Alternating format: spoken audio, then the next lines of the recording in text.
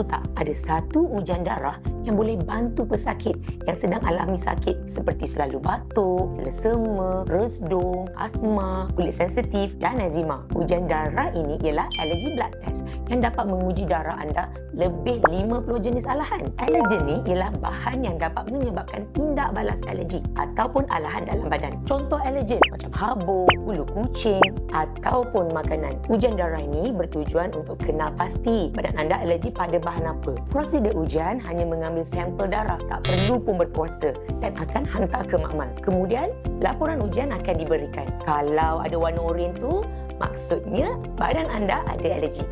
Jom dapatkan allergy test di UNI Klinik Cyberjaya. Rawatan ini bermula RM500 hingga RM850 sahaja untuk kenal pasti lebih 50 jenis pencetus alergi termasuk makanan, habuk dan bahan kimia. Anda juga akan dapat pelan rawatan dan panduan pemakanan peribadi, consultation dengan doktor berpengalaman dan pemantauan susulan. Book appointment anda sekarang, klik di sini.